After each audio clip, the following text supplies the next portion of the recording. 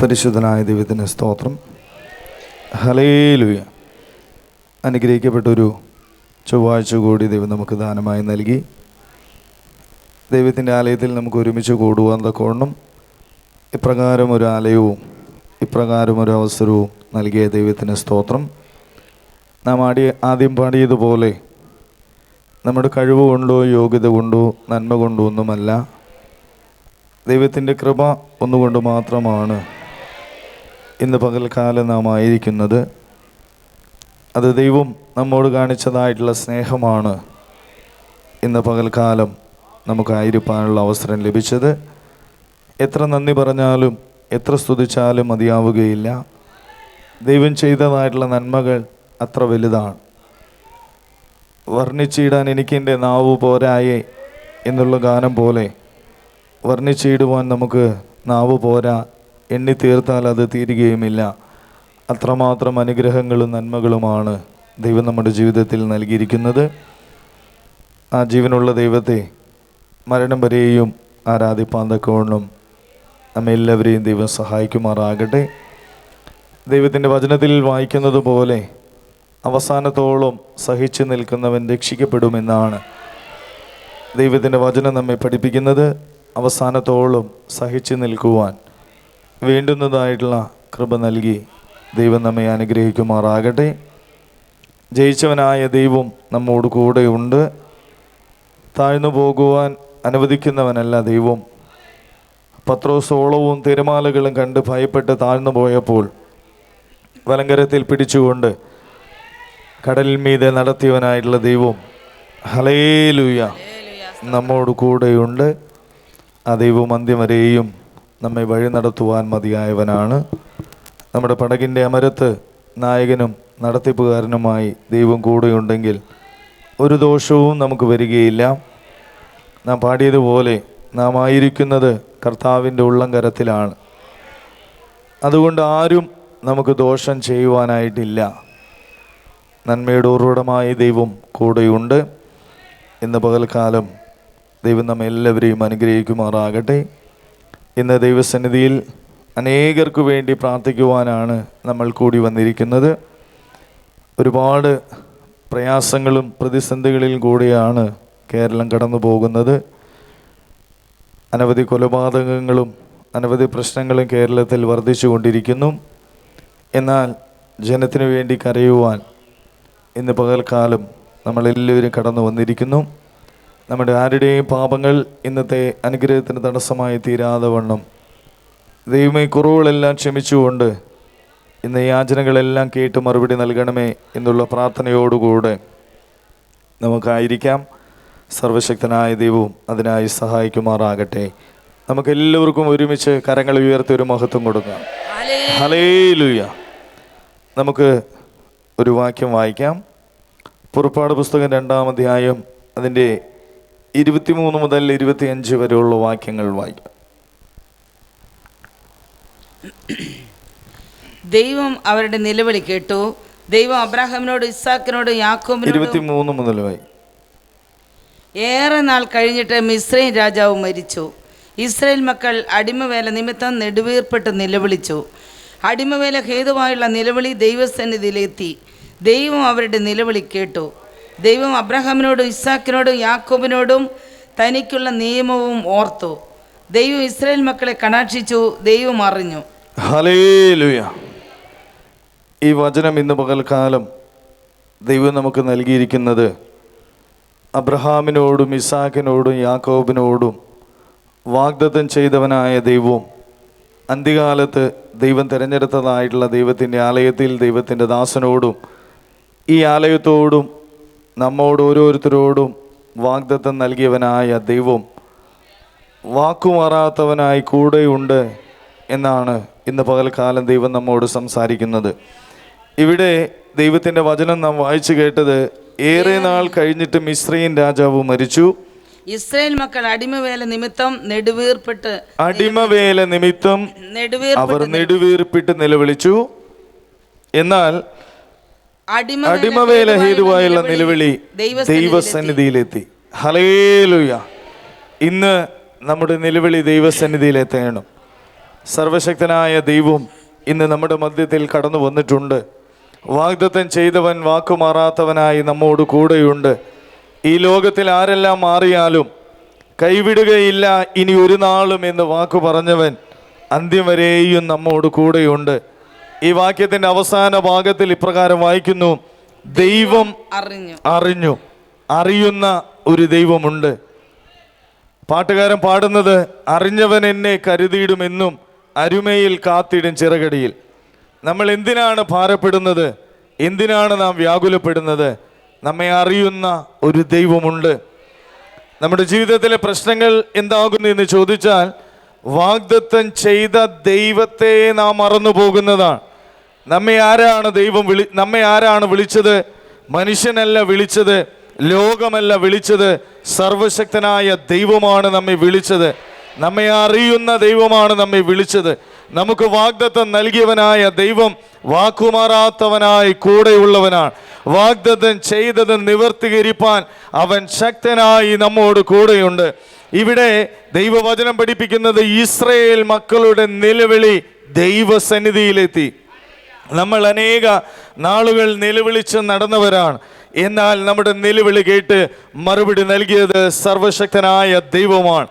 ഒന്ന്, ഇവിടെ വായിച്ചു കേട്ടത്, അടിമവേല നിമിത്തം ഇസ്രായേൽ മക്കൾ നിലവിളിച്ചപ്പോൾ ആ നിലവിളി ദൈവസന്നിധിയിലെത്തി. ഒന്നാമത്, ജനത്തിന്റെ നിലവിളി ദൈവസന്നിധിയിലെത്തി.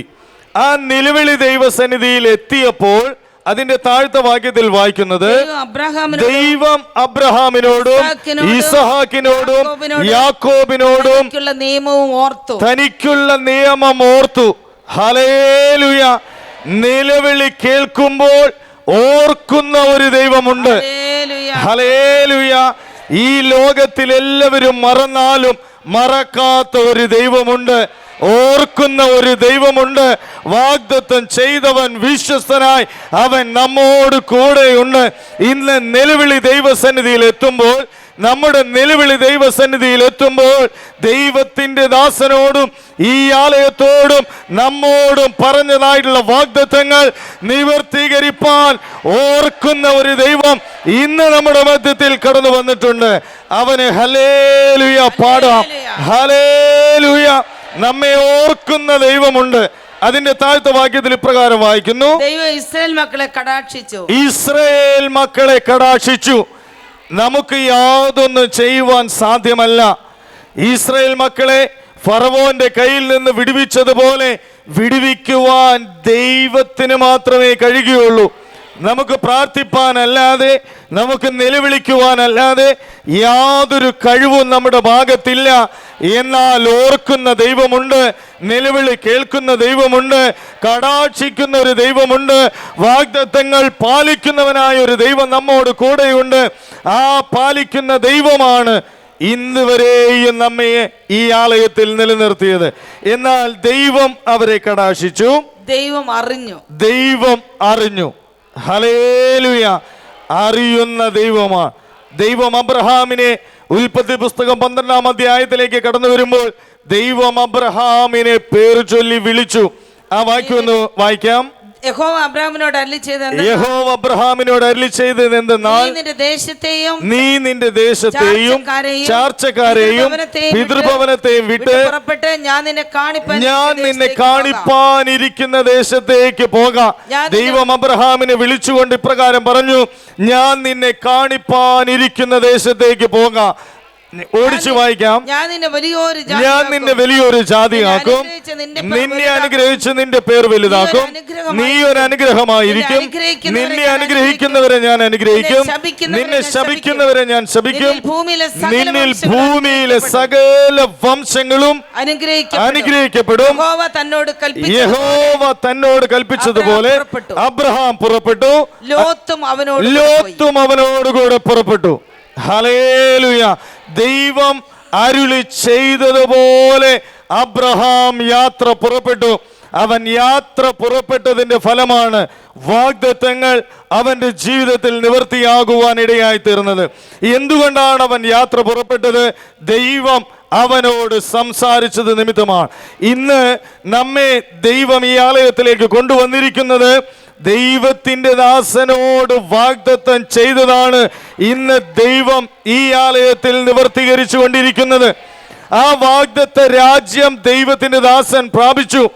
എന്നാൽ ദൈവത്തിൻ്റെ ദാസനോടുകൂടെ യാത്ര പുറപ്പെട്ടതായിട്ടുള്ള നമുക്ക് ആ വാഗ്ദത്ത രാജ്യം പ്രാപിക്കണമെങ്കിൽ അബ്രഹാം യാത്ര പുറപ്പെട്ടതുപോലെ, അബ്രഹാം ദൈവത്തെ അനുസരിച്ചതുപോലെ കാണിച്ചു കൊടുക്കുന്നതായിട്ടുള്ള, ദൈവം കാണിച്ചു കൊടുത്തതായിട്ടുള്ള സ്ഥലത്ത് അവൻ എത്തുന്നത് വരെയും ദൈവത്തെ ആരാധിച്ചതുപോലെ, ദൈവത്തിൻ്റെ വാഗ്ദത്തങ്ങൾ മുറുകെ പിടിച്ചതുപോലെ മുറുകെ പിടിച്ചാൽ മാത്രമേ ആ രാജ്യം പ്രാപിപ്പാനായിട്ട് കഴിയുകയുള്ളൂ. ഇന്ന് ദൈവം തിരഞ്ഞെടുത്തതായിട്ടുള്ള അപ്പോസ്തലന്മാരാണ് ഇവിടെ ഇരിക്കുന്ന എല്ലാവരും. അനവധി വർഷങ്ങളായി ദൈവത്തെ ആരാധിക്കുന്നവരാണ് ഇവിടെ ഇരിക്കുന്ന എല്ലാവരും. എന്നാൽ ആ വാഗ്ദത്ത രാജ്യം പ്രാപിക്കണമെങ്കിൽ അബ്രഹാമിനോടൊപ്പം യാത്ര പുറപ്പെട്ടതായിട്ടുള്ള ലോത്തിനെ പോലെയല്ല. അബ്രഹാം യാത്ര പുറപ്പെട്ടതുപോലെ അബ്രഹാമിനോട് വാഗ്ദത്തം ചെയ്തവനായ ദൈവം വിശ്വസ്തനാകുന്നു, ഇസ്രായേൽ മക്കളുടെ നിലവിളി കേൾക്കുവാൻ മതിയായവനാകുന്നു എന്നുള്ള വിശ്വാസത്തോടുകൂടെ, വിശ്വാസത്തിന്റെ നായകനും പൂർത്തി വരുത്തുന്നവനുമായ യേശുവിനെ നോക്കുന്നവർക്ക് മാത്രമേ ആ രാജ്യം പ്രാപിപ്പാനായിട്ട് കഴിയുകയുള്ളൂ. 105 സങ്കീർത്തനം അതിൻ്റെ 8 വാക്യം വായിക്കാം. 105 സങ്കീർത്തനം അതിൻ്റെ 8 വാക്യം. അവൻ തന്റെ നിയമത്തെ എന്നേക്കും താൻ കൽപ്പിച്ച വചനത്തെ 1000 തലമുറയോളം ഓർക്കും. ഹല്ലേലൂയ.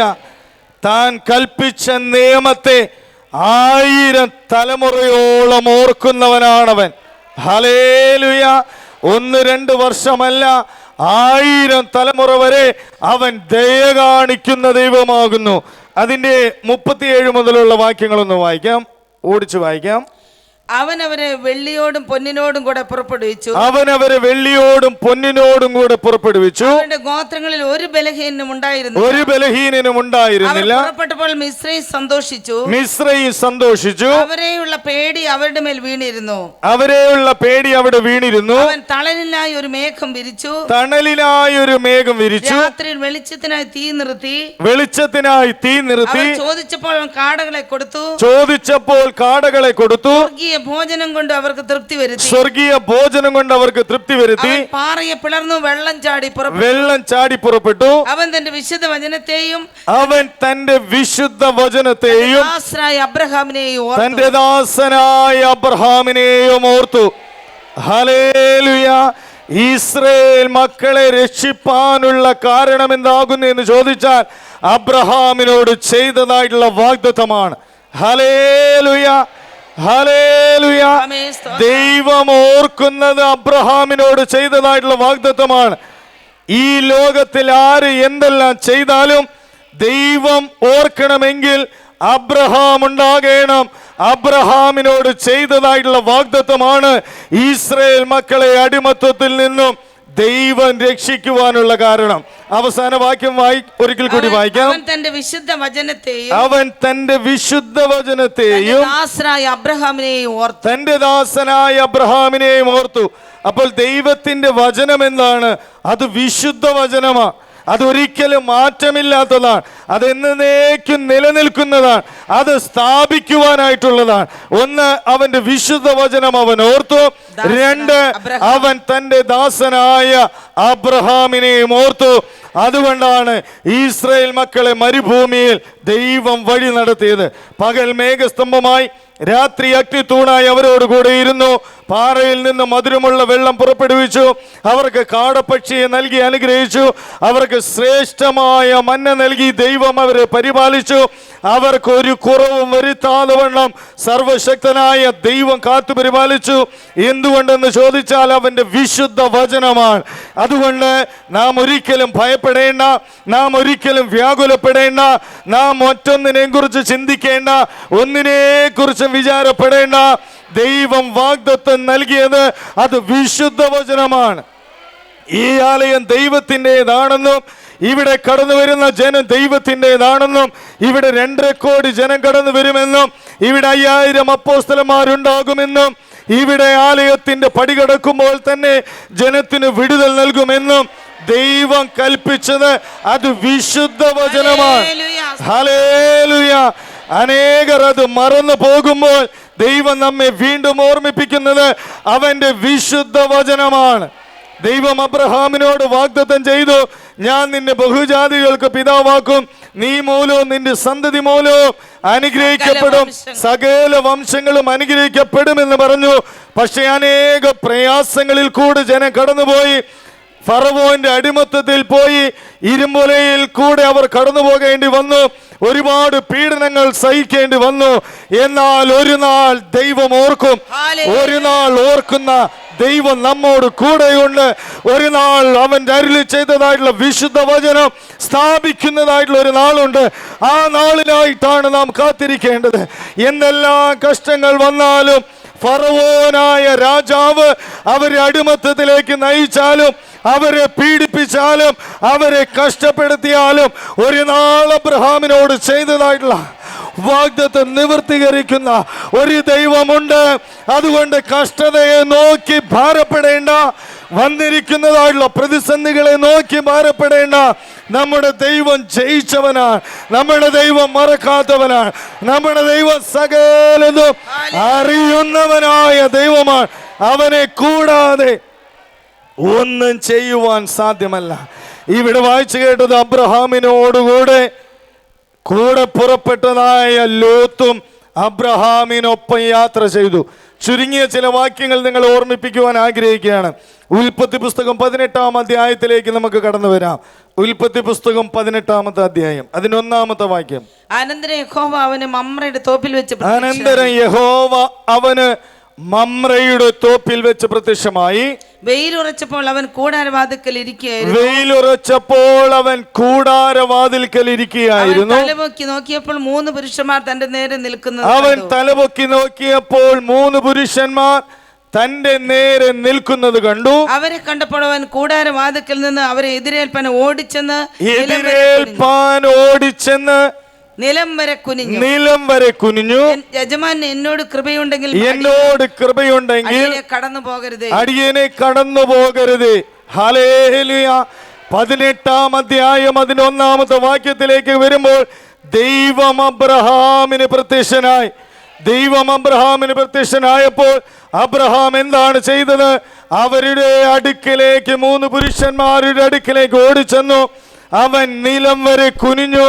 എന്നിട്ട് അവരോട് പറഞ്ഞു, അടിയനോട് ദയവുണ്ടെങ്കിൽ അടിയനെ വിട്ട് കടന്നു പോകരുതേ. നിങ്ങൾ ഈ ഭവനത്തിൽ കടന്നു വന്നിരിക്കണം. ഞാൻ നിങ്ങൾക്ക് വേണ്ടുന്നതെല്ലാം ഭക്ഷണം ഒരുക്കി നൽകുവാൻ അനുവാദം തരണമെന്ന് പറഞ്ഞ് അബ്രഹാം ആ 3 പുരുഷന്മാരെ അവന്റെ ഭവനത്തിലേക്ക് ക്ഷണിച്ചു. അബ്രഹാം യാത്ര പുറപ്പെട്ടതായിട്ടുള്ള അബ്രഹാമിന് ദൈവം പ്രത്യക്ഷനായ ദൈവത്തെ അവൻ ഭവനത്തിലേക്ക് കൈക്കൊണ്ടു. അവന്റെ കയ്യിലുള്ളതെല്ലാം കൊടുത്ത് അവനെ പ്രസാദിപ്പിച്ചു.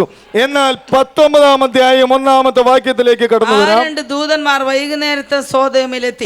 2 ദൂതന്മാർ വൈകുന്നേരത്ത് സോദോമിലെത്തി. അവിടെ ഒരു വ്യത്യാസമുണ്ട്. ഈ അബ്രഹാമിന്റെ അടുക്കൽ 3 പുരുഷന്മാരാണ് എത്തിയത്. എന്നാൽ ലോത്തിന്റെ അടുക്കൽ പോയപ്പോൾ 2 പേരെ ലോത്തിന്റെ അടുക്കലേക്ക് വന്നുള്ളൂ.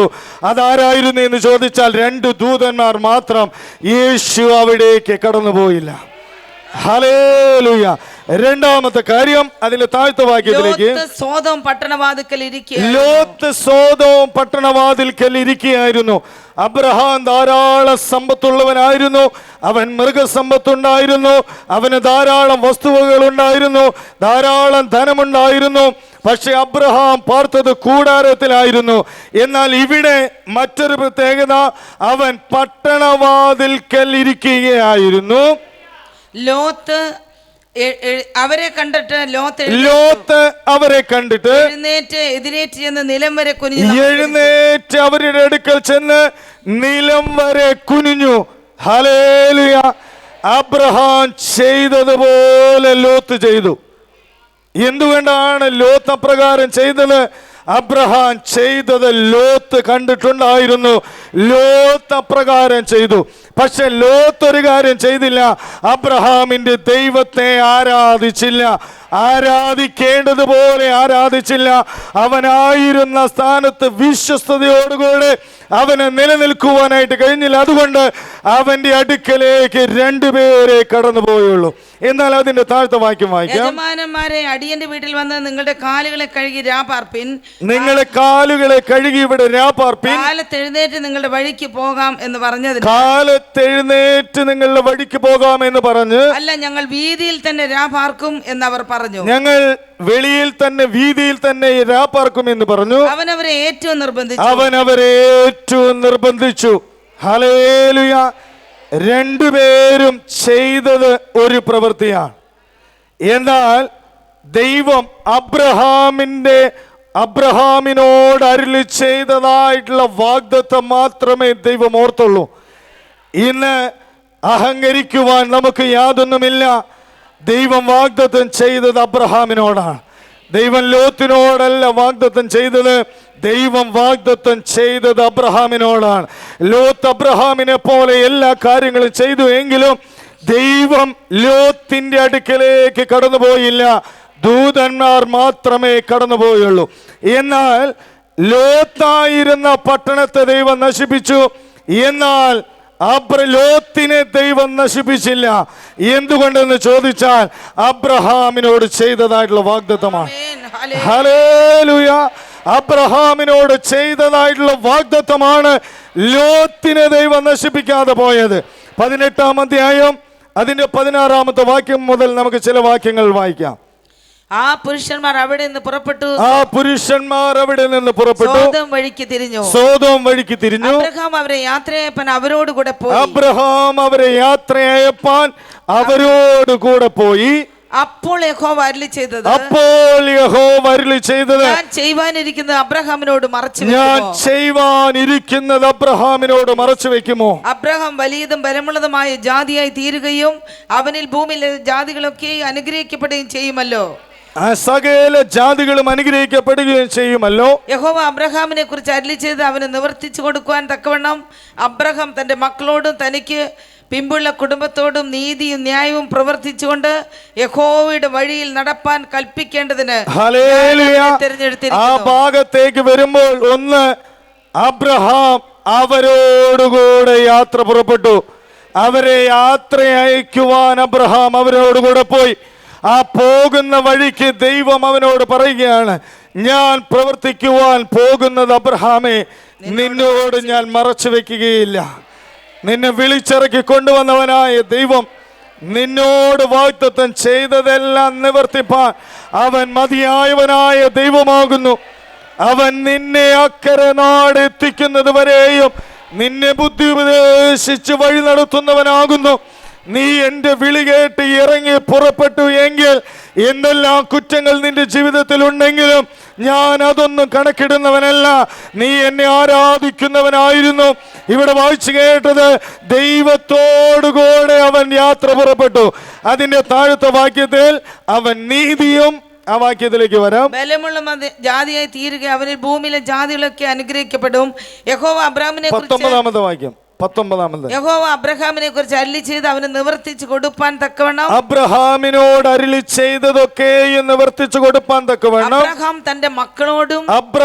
തന്റെ മക്കളോടും തനിക്ക് പിമ്പുള്ള കുടുംബത്തോടും നീതിയും ന്യായവും പ്രവർത്തിച്ചുകൊണ്ട് യഹോവയുടെ വഴിയിൽ നടപ്പാൻ കൽപ്പിക്കേണ്ടതിന് ഞാൻ അവരെ തിരഞ്ഞെടുത്തിരിക്കുന്നു. ഹല്ലേലൂയ. ദൈവം നമ്മോട് ആവശ്യപ്പെടുന്നത് ഒന്ന് മാത്രമേ ഉള്ളൂ. ആരാണ് അബ്രഹാമിന്റെ മക്കൾ? വിശ്വാസികൾ അത്രേ അബ്രഹാമിന്റെ മക്കൾ. അബ്രഹാം ദൈവത്തിന്റെ ശബ്ദം കേട്ട് യാത്ര പുറപ്പെട്ടു. എന്നാൽ അവന്റെ മക്കൾ അബ്രഹാമിന്റെ ദൈവത്തിന്റെയും വാക്കുകൾ കേട്ട് പുറപ്പെട്ടു. അബ്രഹാമിന് ഒന്നേ പറയുവാനായിട്ടുണ്ടായിരുന്നുള്ളൂ, നീതിയോടും വിശ്വസ്തയോടും ന്യായത്തോടും യഹോവയുടെ വഴിയിൽ നടക്കണം. ഇന്ന് ദൈവത്തിന് നമ്മോട് പറയുവാനായിട്ടുള്ളത് അത് മാത്രമേ ഉള്ളൂ. അബ്രഹാമിനോട് അരുളി ചെയ്തതായിട്ടുള്ള വാഗ്ദത്തം ഈസഹാക്കിന്മേൽ നിവൃത്തിയായി. ഈസഹാക്കിനോട് അരുളി ചെയ്തതായിട്ടുള്ള വാഗ്ദത്തം യാക്കോബിന്മേൽ നിവൃത്തിയായി. എന്തുകൊണ്ടെന്ന് ചോദിച്ചാൽ അബ്രഹാമിനെ പോലെ, ഹല്ലേലൂയ, അബ്രഹാമിനെ പോലെ ഈസഹാക്കും, ഈസഹാക്കിനെ പോലെ യാക്കോബും നീതിയും ന്യായവും പ്രവർത്തിച്ചുകൊണ്ട് ദൈവത്തിന്റെ ശബ്ദം കേട്ട് യഹോവയുടെ വഴിയിൽ കൂടി നടന്നതുകൊണ്ടാണ്. ഹല്ലേലൂയ. ദൈവത്തിന്റെ വാഗ്ദത്തം നമുക്കെല്ലാവർക്കുമുണ്ട്. എന്നാൽ ആ വാഗ്ദത്തം നിവൃത്തിയാകണമെങ്കിൽ നീതിയോടും ന്യായത്തോടും വിശ്വസ്തയോടും ദൈവത്തിന്റെ വഴിയിൽ കൂടെ നടക്കുന്നവർക്ക് മാത്രമേ വാഗ്ദത്ത രാജ്യം പ്രാപിപ്പാനായിട്ട് കഴിയുകയുള്ളൂ. എന്നെയും നിന്നെയും ദൈവം ഓർക്കണമെങ്കിൽ എന്തുകൊണ്ടാണ് യാക്കോബിനെ ഓർത്തത്? എന്തുകൊണ്ടാണ് ഈസഹാക്കിനെ ഓർത്തത്? എന്തുകൊണ്ടാണ് ദൈവം അബ്രഹാമിനെ ഓർത്തത്? അവരെല്ലാം ദൈവത്തെ ആരാധിക്കുന്നവരായിരുന്നു. അവരിൽ കുറ്റമില്ലേ? കുറ്റമുണ്ട്. പക്ഷെ ദൈവത്തിന് അവർ കീഴ്പ്പെടുന്നവരായിരുന്നു. നീതി ന്യായവും പ്രവർത്തിക്കുന്നവരായിരുന്നു. അബ്രഹാമിനോട് വാഗ്ദത്തം ചെയ്തത് അവരുടെ എല്ലാവരുടെയും ജീവിതത്തിൽ അത് നിവൃത്തിയായി തീർന്നു. അതുകൊണ്ടാണ് യാക്കോബിനോട് പറഞ്ഞത്, നീ പുറപ്പെട്ട ബേഥേലിലേക്ക് മടങ്ങിപ്പോക. ഹല്ലേലൂയ. നീ മടങ്ങിപ്പോക. അബ്രഹാമിനോട് വാഗ്ദത്തം ചെയ്തതായ, ഈസഹാക്കിനോട് വാഗ്ദത്തം ചെയ്ത, നിന്നോടും വാഗ്ദത്തം ചെയ്ത ഞാൻ അത് നിവർത്തിപ്പാൻ മതിയായ ദൈവമാകുന്നു. എന്തുകൊണ്ട്? ന്യായത്തോടും നീതിയോടും യഹോവയുടെ വഴിയിൽ നടക്കുകയും അവന്റെ കൽപ്പനകളെല്ലാം അനുസരിക്കുകയും പ്രമാണിക്കുകയും ചെയ്തതുകൊണ്ട്. അതിന്റെ താഴ്ത്ത വാക്യത്തിലേക്ക് വരാം. പിന്നെ യഹോവ സോദോമിന്റെയും ഗോമോറയുടെയും നിലവിളി വലിയതും അവരുടെ പാപം അതികഠിനവുമാകുന്നു. അവരുടെ നിലവിളി വലിയതും അവരുടെ പാപം അതികഠിനവുമായിരുന്നു. ഞാൻ ചെന്ന് എൻ്റെ അടുക്കൽ വന്നെത്തിയ നിലവിളി പോലെ അവർ കേവലം പ്രവർത്തിച്ചിട്ടുണ്ടോ ഇല്ലയോ എന്ന് നോക്കി അറിയും എന്ന്. പ്രവർത്തിച്ചിട്ടുണ്ടോ എന്താണ് ആ വാക്യം? ഒരിക്കൽ കൂടി വായിക്കാം. ഞാൻ ചെന്ന് എൻ്റെ അടുക്കൽ വന്നെത്തിയ നിലവിളി പോലെ, എൻ്റെ അടുക്കൽ വന്നെത്തിയ നിലവിളി പോലെ അവർ കേവലം പ്രവർത്തിച്ചിട്ടുണ്ടോ, അവർ കേവലം പ്രവർത്തിച്ചിട്ടുണ്ടോ ഇല്ലയോ എന്ന് നോക്കി അറിയും എന്ന്. നോക്കി അറിയും. അപ്പോൾ അറിയുന്ന ഒരു ദൈവമുണ്ട്. നമ്മൾ എവിടെ പോയാലും ഏത് സ്ഥലത്ത് പോയാലും നമ്മെ പിന്തുടരുവാൻ ആരുമില്ല. ഏത് വഴിക്കാണ് പോകുന്നത്, എന്താണ് പറയുന്നത്, എന്താണ് പ്രവർത്തിക്കുന്നത്, എന്താണ് പ്രാർത്ഥിക്കുന്നത്, എന്താണ് ഘോഷിക്കുന്നത് എന്ന് നോക്കുവാൻ ആരുമില്ല. പക്ഷെ അറിയുന്നൊരു ദൈവമുണ്ട്. ഹല്ലേലൂയ. ദൈവത്തിന് മറഞ്ഞിരിക്കുന്ന യാതൊന്നുമില്ല. എല്ലാം അവന്റെ മുമ്പിൽ നഗ്നവും മലർന്നതുമായി കിടക്കുന്നു. അവനെ ഒളിപ്പിച്ചു ഒന്നും ചെയ്യുവാൻ സാധ്യമല്ല. ഇവിടെ വചനം എഴുതിയിരിക്കുന്നത്, അവിടെ ഞാൻ പോയി അവരുടെ നിലവിളി പോലെ അവർ കേവലം പ്രവർത്തിച്ചിട്ടുണ്ടോ, അവർ കേവലം പ്രവർത്തിച്ചിട്ടുണ്ടോ ഇല്ലയോ എന്ന് ഞാൻ നോക്കി അറിയും. അപ്പോൾ ദൈവം പറഞ്ഞത് പ്രവർത്തിക്കുക, ദൈവം പറഞ്ഞത് അനുസരിക്കുക, അതാണ് ദൈവം നമ്മെ കുറിച്ച് ആഗ്രഹിക്കുന്നത്. അവിടെ ലോത്തും കുടുംബവും എന്ത് ചെയ്യുന്നെന്ന് നോക്കുവാനല്ല ദൈവം പോയത്. ഞാൻ പറഞ്ഞതുപോലെ അവർ പ്രവർത്തിച്ചിട്ടുണ്ടോ, ഞാൻ പറഞ്ഞതുപോലെ അവർ ചെയ്തിട്ടുണ്ടോ എന്ന് നോക്കുവാനാണ് ദൈവം അവിടേക്ക് കടന്നുപോയത്.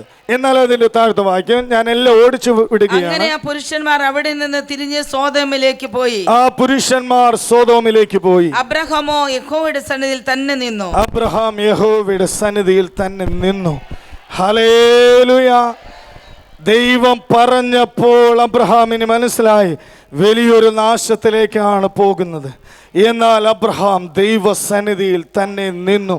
ഇന്ന് നമ്മൾ ഇവിടെ ഈ ആലയത്തിൽ കൂടി വന്നിരിക്കുന്നത് അവന്റെ സന്നിധിയിൽ തന്നെ നിൽക്കേണ്ടതിന് വേണ്ടിയാണ്. ദൈവത്തിന്റെ ദാസൻ അവസാന ശ്വാസം പോകുന്നത് വരെയും അവന്റെ സന്നിധിയിൽ തന്നെ നിന്നു. അവനാക്കിയതായിട്ടുള്ള സ്ഥലത്ത് വിശ്വസ്തയോടുകൂടി നിന്നു. അവനാക്കിയ സ്ഥലത്ത് വിശ്വസ്തയോടുകൂടി നിന്നപ്പോൾ ദൈവം അരുളി ചെയ്തത് നിവർത്തിയാകുവാൻ ഇടവന്നു. ഇവിടെ അബ്രഹാം യഹോവയുടെ സന്നിധിയിൽ തന്നെ നിന്നു.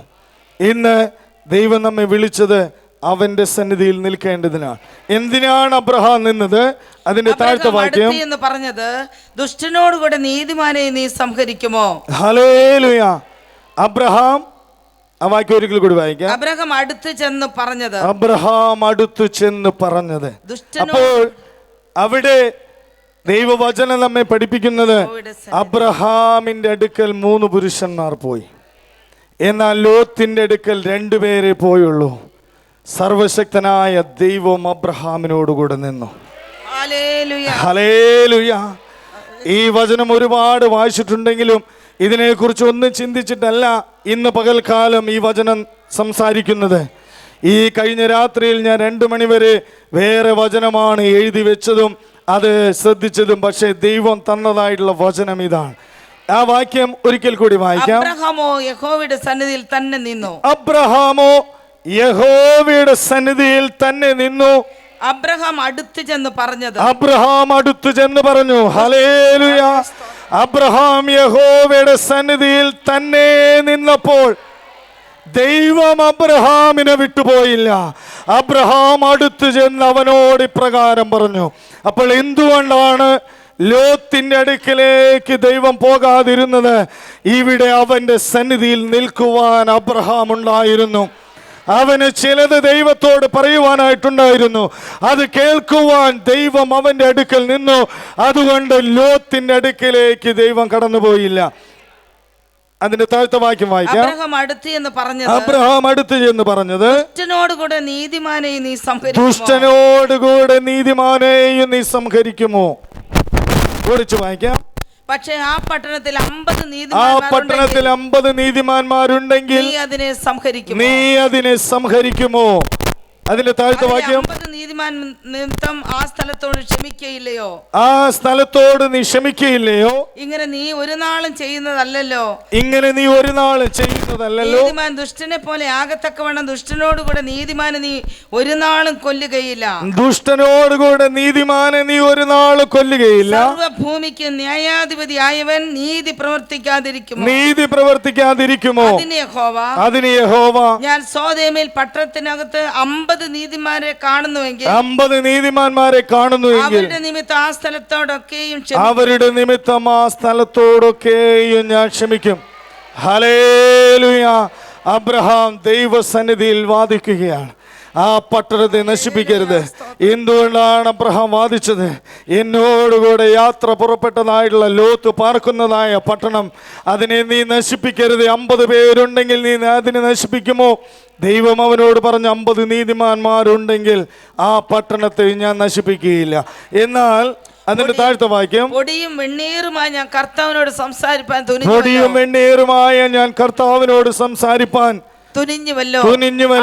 നീതിമാന്മാരിൽ വിശ്വാസികളുടെ പിതാവായ അബ്രഹാം, ദൈവത്തിന്റെ വചനം പഠിപ്പിക്കുന്നത് അബ്രഹാമിന്റെ മടി എന്നാണ് സ്വർഗരാജ്യത്തെ കുറിച്ച് വിശേഷിപ്പിക്കുന്നത്. അത്രയും യോഗ്യതയുള്ളതായിട്ടുള്ള അബ്രഹാം ഇപ്രകാരം പറയുന്നു, പൊടിയും വെണ്ണീറുമായിരിക്കുന്ന ഞാൻ നിന്നോട് സംസാരിപ്പാൻ തുനിഞ്ഞുവല്ലോ. അതാണ് ദൈവത്തിന്റെ ആത്മാവിന്റെ പ്രത്യേകത. ഹല്ലേലൂയ.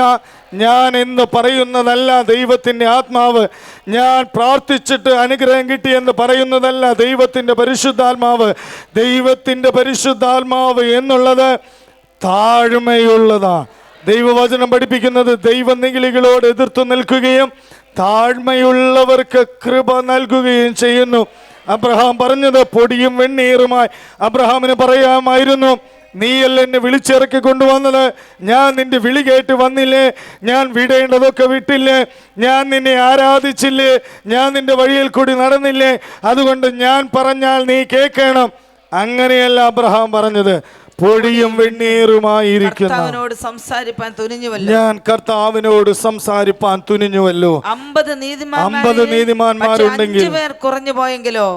അവൻ വാദിക്കുകയാണ്, 5 പേർ കുറഞ്ഞു പോയെങ്കിലോ പട്ടണം നശിപ്പിക്കുമോ? ആ പട്ടണം നശിപ്പിക്കുമോ? ദൈവം അവനോട് പറഞ്ഞു, 45 പേരെ ഞാൻ അവിടെ കണ്ടാൽ അതിനെ നശിപ്പിക്കുകയില്ല. 45 പേരെ കണ്ടാൽ ആ പട്ടണത്തെ ഞാൻ നശിപ്പിക്കുകയില്ല. ഓടിച്ചു അവൻ വായിക്കാം. പിന്നെയും അവനോട് സംസാരിച്ചു. അവൻ പിന്നെയും അവനോട് 40 സംസാരിച്ചു. പേരെ അവിടെ കണ്ടാലോ 40 പേരെ അവിടെ കണ്ടാലോ 40 പേരുടെ നിമിത്തം നശിപ്പിക്കുകയില്ല. 40 പേരുടെ നിമിത്തം ഞാൻ അവിടെ നശിപ്പിക്കുകയില്ല. കർത്താവ് കോപിക്കരുതേ, പക്ഷെ 30 പേരെ അവിടെ കണ്ടാലോ 30 പേരെ അവിടെ കണ്ടാലോ 30 പേരെ കണ്ടാൽ ഞാൻ നശിപ്പിക്കുകയില്ല.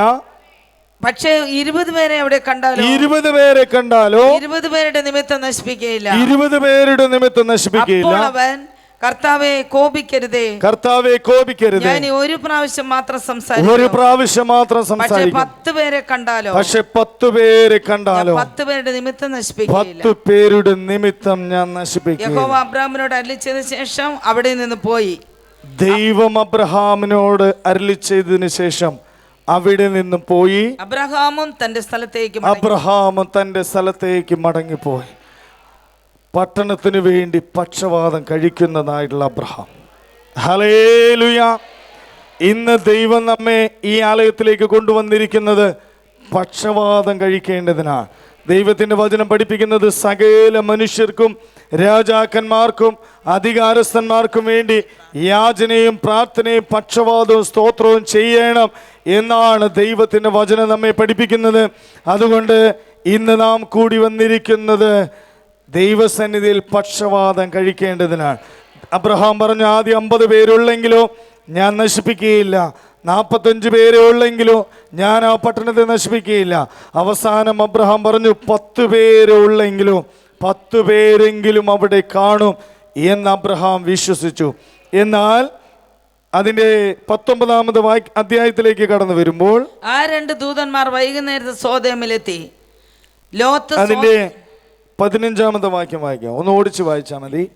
15-ാമപ്പോൾ ദൂതന്മാർ ലോത്തിനെ ബന്ധപ്പെടുത്തി, ഈ പട്ടണത്തിന്റെ അകൃത്യത്തിൽ നശിക്കാതിരിപ്പാൻ എഴുന്നേറ്റ് നിന്റെ ഭാര്യയെയും ഇവിടെ കാണുന്ന നിന്റെ 2 പുത്രിമാരെയും കൂട്ടിക്കൊണ്ട് പൊയ്ക്കൊള്ളുക എന്ന് പറഞ്ഞു. ഹല്ലേലൂയ.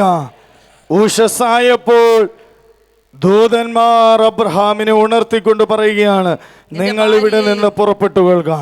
ദൈവം നോക്കിയപ്പോൾ 10 പേരെ കാണുവാൻ കഴിഞ്ഞില്ല. എന്നാൽ അബ്രഹാമിനോടുകൂടി ഇറങ്ങി പുറപ്പെട്ടു എന്നൊരൊറ്റ കാരണത്താൽ, അബ്രഹാം ആ പട്ടണത്തിന് വേണ്ടി നിലവിളിച്ചു എന്നൊരൊറ്റ കാരണത്താൽ ദൈവം ലോത്തിനെ തള്ളിക്കളയാതെ, ലോത്തിനെ നശിപ്പിച്ചു കളയാതെ ദൂതനെ അയച്ചുകൊണ്ട് ഇപ്രകാരം പറഞ്ഞു, അവനോട് കരുണ ചെയ്യുകയാൽ പുരുഷന്മാർ അവനെയും ഭാര്യയെയും 2 പുത്രിമാരെയും കൈക്ക് പിടിച്ച് പട്ടണത്തിന് പുറത്തു കൊണ്ടുപോയി. പുറത്തു കൊണ്ടുവന്ന ശേഷം അവൻ ജീവരക്ഷയ്ക്കായി ഓടിപ്പോകാം, പുറകോട്ട് നോക്കരുത്, പ്രദേശത്തെങ്ങും നിൽക്കുകയും നാശം ഭവിക്കാതിരിക്കാൻ നാശം വന്ന് ഭവിക്കാതിരിപ്പാൻ പർവ്വതത്തിലേക്ക് ഓടിപ്പോകാം. ഹല്ലേലൂയ. സഹായം തരുന്നതായിട്ടുള്ള പർവ്വതം അത് സർവശക്തനായ ദൈവം ഒരുക്കിയതായ ദൈവത്തിൻ്റെ ആലയമാകുന്നു. ആ പർവ്വതത്തിലേക്ക് നീ ഓടിപ്പോകാം. നിനക്ക് ജീവഹാനി വരാതിരിക്കേണ്ടതിന് നീ നിന്റെ ഭാര്യയെയും 2 മക്കളെയും കൊണ്ട് നീ ഇറങ്ങി ഓടുക, പുറപ്പെടുക. എന്നാൽ അതിന്റെ താഴത്തെ വാക്യം കൂടി വായിച്ച് അവസാനിപ്പിക്കാം. അവരോട് പറഞ്ഞത്, അങ്ങനെയല്ല കർത്താവേ, നിനക്ക് അടിയനോട് കൃപ തോന്നിയല്ലോ, എന്റെ ജീവനെ രക്ഷിപ്പാൻ എനിക്ക് വലിയ കൃപ നീ കാണിച്ചിരിക്കുന്നു. പർവ്വതത്തിൽ ഓടിയെത്തുവാൻ എനിക്ക് കഴിയുകയില്ല, പക്ഷെ എനിക്ക് ദോഷം തട്ടി മരണം ഭവിക്കും. ഇതാ ഈ പട്ടണം സമീപമാകുന്നു, അവിടേക്ക് എനിക്ക് ഓടാം. ഞാൻ അവിടേക്ക് ഓടിപ്പോകട്ടെ, അത് ചെറിയതല്ലോ, എന്നാൽ നിനക്ക് ജീവരക്ഷമുണ്ടാകും, എനിക്ക് ജീവരക്ഷയുണ്ടാകും. അവനവനോട്, ഇക്കാര്യത്തിൽ ഞാൻ നിന്നെ കടാക്ഷിച്ചിരിക്കുന്നു, നീ പറഞ്ഞ പട്ടണം ഞാൻ മറിച്ച് കളയുകയില്ല, ബന്ധപ്പെട്ട് അവിടേക്ക് ഓടിപ്പോകാം. ഹല്ലേലൂയ. ബന്ധപ്പെട്ട് അവിടേക്ക് ഓടിപ്പോകാം. ഞാൻ അതിലേക്ക് കടക്കുവാനായിട്ട് ആഗ്രഹിക്കുന്നില്ല. ഇവിടെ ദൈവം അരുളി ചെയ്തത് നിവർത്തിപ്പാൻ മതിയായവനാണ്. ഇന്ന് ദൈവസന്നിധിയിൽ നാം കരയണം, ദൈവമേ പട്ടണത്തെ നീ നശിപ്പിക്കരുത്. ഈ ആലയം സർവ്വജാതികൾക്കും ദൈവം ഒരുക്കിയതായ ദൈവത്തിൻ്റെ ആലയമാണ്. ഈ ആലയത്തിൽ കഴിക്കുന്നതായിട്ടുള്ള അപേക്ഷകളൊക്കെ കേൾക്കുന്ന ദൈവം ഇന്ന് നമ്മുടെ മധ്യത്തിൽ താഴ്ന്നിറങ്ങി വന്നിട്ടുണ്ട്.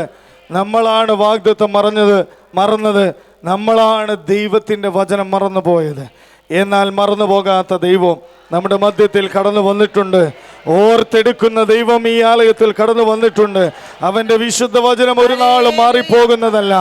ഇന്ന് ദൈവം വാനസേനയോടുകൂടി നമ്മുടെ മധ്യത്തിൽ കടന്നു വന്നിട്ടുണ്ട്. അബ്രഹാം ദൈവത്തോട് യാചിച്ചതുപോലെ ഇന്ന് പകൽക്കാലം യാചിക്കേണ്ടതിന്, ജനത്തിൻ്റെ വിടുവിൽ നിൽക്കേണ്ടതിന്, പട്ടണത്തിൻ്റെ വിടുവിൽ നിൽക്കേണ്ടതിന്, നശിച്ചു പോകുന്ന തലമുറയുടെ വിടുവിൽ നിൽക്കേണ്ടതിന് ദൈവം നമ്മെ ഇന്ന് പകൽക്കാലം ഈ ആലയത്തിലേക്ക് കൊണ്ടുവന്നിരിക്കുന്നു. ഇവിടെ സർവശക്തനായ ദൈവമുണ്ട്. ഇവിടെ വാഗ്ദത്തം ചെയ്ത് ദൈവമുണ്ട്. നിവർത്തിപ്പാൻ ശക്തനായ ദൈവമുണ്ട്. യാചനകളുടെ ശബ്ദമെല്ലാം കേട്ട് നശിപ്പിക്കാതെ വണ്ണം സംരക്ഷിക്കുന്നവനായ ദൈവമുണ്ട്. ആരെയും തള്ളിക്കളയുന്നവനല്ല, ആരെയും ഉപേക്ഷിക്കുന്നവനല്ല. ഇറങ്ങി പുറപ്പെട്ടു എന്നൊറ്റ കാരണത്താൽ ലോത്തിനെ കുടുംബമായി രക്ഷിച്ചവനായ ദൈവം നമ്മുടെ തെറ്റുകളെല്ലാം ക്ഷമിച്ച് നമ്മെ അനുഗ്രഹിപ്പാൻ മതിയായവനാകുന്നു. അബ്രഹാമിനെ പോലെ നീതിയും ന്യായവും പ്രവർത്തിച്ചുകൊണ്ട് ദൈവം കടന്നു വന്ന് നോക്കുമ്പോൾ, ഞാൻ പറഞ്ഞതുപോലെ ചെയ്തിട്ടുണ്ടോ എന്ന് നോക്കുമ്പോൾ, പറഞ്ഞതുപോലെ ചെയ്തതായി കാണുവാൻ കോണം സർവശക്തനായ ദൈവം നമ്മെ സഹായിക്കുമാറാകട്ടെ. ദൈവകരങ്ങളിലേക്ക് ഏൽപ്പിക്കാം. നമ്മുടെ കുറവുകളെല്ലാം ദൈവത്തോട് ഏറ്റുപറയാം. ദൈവമേ, നീ പറഞ്ഞതുപോലെ ചെയ്യുവാൻ കഴിഞ്ഞില്ല, എന്നാൽ പറയരുതാത്ത, ചെയ്യരുതാത്തതായിട്ടുള്ള പല കാര്യങ്ങളും ചെയ്തുകൊണ്ട് നിന്നെ വേദനിപ്പിച്ചവരാണ്. ദൈവമേ, ഞങ്ങളോട് ക്ഷമിക്കണമേ. ഞങ്ങളുടെ നിമിത്തം പട്ടണം നശിപ്പിച്ച് കളയരുത്. ഞങ്ങളുടെ നിമിത്തം പട്ടണം നശിപ്പിച്ച് കളയരുത്. ഞങ്ങളുടെ നിമിത്തം ജനത്തിന് ദോഷം വരുവാൻ ഇടവരരുത്. എല്ലാ കുറവുകളും ഞങ്ങളോട് ക്ഷമിക്കണമേ. എല്ലാ പോരായ്മകളും ഞങ്ങളോട് ക്ഷമിക്കണമേ. ഇന്ന് ഞങ്ങൾ യാചിക്കട്ടെ, ഇന്ന് ഞങ്ങൾ കരയട്ടെ. ദൈവമേ, മറുപടി നൽകുന്ന ദൈവം കൂടെയുണ്ട്. ഹല്ലേലൂയ. അബ്രഹാം പറഞ്ഞു തീരുന്നത് വരെ ദൈവം അവിടെ നിന്ന് പോയില്ല. ഇന്ന് ദൈവത്തിൻ്റെ ആലയത്തിൽ നമ്മൾ ഓരോരുത്തരും പ്രാർത്ഥന കഴിയുന്നത് വരെ ദൈവം ഇവിടെ തന്നെയുണ്ട്. എല്ലാം ശ്രദ്ധ വെച്ച് കേൾക്കുക തന്നെ ചെയ്യും. അബ്രഹാമിനെ പോലെ വിശ്വാസത്തോടുകൂടെ, അബ്രഹാമിനെ പോലെ ദൈവം പറഞ്ഞതുപോലെ പ്രവർത്തിച്ചുകൊണ്ട്, അബ്രഹാമിനെ പോലെ നീതിയോടും ന്യായത്തോടും കൂടെ ഇന്ന് ദൈവസന്നിധിയിൽ നിന്നാൽ ദൈവം പട്ടണത്തെ നശിപ്പിച്ചു കളയുകയില്ല. അവൻ 1000 തലമുറ വരെ ദയ കാണിക്കുന്ന ദൈവമാണ്. 1000 തലമുറ വരെയും അവന്റെ വിശുദ്ധ വചനവും അവന്റെ കൽപ്പനകളും അവന്റെ വാഗ്ദത്തങ്ങളും ഓർത്ത് നിവർത്തീകരിക്കുന്ന ദൈവമാകുന്നു. അതുകൊണ്ട് നാം മറ്റൊന്നിലേക്ക് പോകാതെ വണ്ണം, ലോത്തിനെ പോലെ വഴിയിൽ വെച്ച് നശിച്ചു പോകുവാൻ, ലോത്തിൻ്റെ ഭാര്യയെ പോലെ ഇടവരാതെ വണ്ണം ദൈവം നമുക്കൊരവസരം നൽകിയിരിക്കുന്നു. ഏതിൽ നിന്ന് വീണിരിക്കുന്നു എന്ന് ഓർത്ത് മാനസാന്തരപ്പെട്ട് ആദ്യത്തെ പ്രവൃത്തികളെ ചെയ്യേണ്ടതിന്, പത്രോസിനെ പോലെ മടങ്ങി വരേണ്ടതിന്. ദൈവത്തിൻ്റെ വചനം കഴിഞ്ഞ ആഴ്ചയിൽ സംസാരിച്ചത്, അവൻ 3 വട്ടം തള്ളിപ്പറഞ്ഞപ്പോൾ യേശു അവനെ ഒന്ന് നോക്കി. അവൻ യേശുവിനെ ഒന്ന് നോക്കിയപ്പോൾ അവൻ പുറത്തിറങ്ങി അതിദുഃഖത്തോടുകൂടി കരഞ്ഞു. ഹല്ലേലൂയ. ആ കരച്ചിലാണ് പത്രോസിനെ ദൈവത്തിൻ്റെ വചനത്തിൽ വായിക്കുന്നത്, സ്വർഗരാജ്യത്തിൻ്റെ താക്കോൽ ഞാൻ നിന്റെ കയ്യിൽ തരുന്നു. ഹല്ലേലൂയ. നീ ഭൂമിയിൽ കെട്ടുന്നതൊക്കെയും സ്വർഗത്തിൽ കെട്ടപ്പെട്ടിരിക്കും. നീ ഭൂമിയിൽ അഴിക്കുന്നതൊക്കെയും സ്വർഗത്തിൽ അഴിഞ്ഞിരിക്കും. അവനെ കൊണ്ട് ഒറ്റ പ്രസംഗത്താൽ 3000 പേർ സ്നാനപ്പെടുവാനിടയായി തീർന്നു. ഹല്ലേലൂയ. എന്തുകൊണ്ട്? അവൻ്റെ സന്നിധിയിൽ, അവൻ്റെ കാൽക്കൽ കണ്ണുനീരോടുകൂടെ യാചിച്ചതുകൊണ്ട്. ഇന്ന് നമുക്ക് അപ്രകാരം കണ്ണുനീരോടുകൂടെ ദൈവസന്നിധിയിൽ യാചിക്കാം. നമ്മുടെ കുറവുകളെല്ലാം നമുക്ക് ദൈവത്തോട് ഏറ്റു പറയാം. ദൈവമേ, ഞങ്ങളുടെ പാപങ്ങളെല്ലാം ക്ഷമിച്ച് ഞങ്ങളെ അനുഗ്രഹിക്കുമാറാകണമേ. അബ്രഹാമിനെ പോലെ നിന്റെ സന്നിധിയിൽ പക്ഷപാതം കഴിപ്പാൻ ഞങ്ങളെ യോഗ്യതയുള്ളവരാക്കി തീർക്കണമേ. ഞങ്ങൾ പൊടികളും അബ്രഹാം പ്രാർത്ഥിച്ചതുപോലെ, അബ്രഹാം പറഞ്ഞതുപോലെ പുഴുവും കൃമിയുമായിരിക്കുന്നതായിട്ടുള്ള ഞാൻ നിന്നോട് സംസാരിച്ചുവല്ലോ. അപ്പോൾ പൊടിയാകുന്നു, കൃമിയാകുന്നു, പുഴുവാകുന്നു, ഒരു നന്മയുമില്ലാത്തവനാകുന്നു എന്നുള്ള സമ്മതത്തോടുകൂടെ ദൈവസന്നിധിയിൽ പ്രാർത്ഥിപ്പാൻ ദൈവം നമ്മെല്ലാവരെയും സഹായിക്കുമാറാകട്ടെ. ഹല്ലേലൂയ.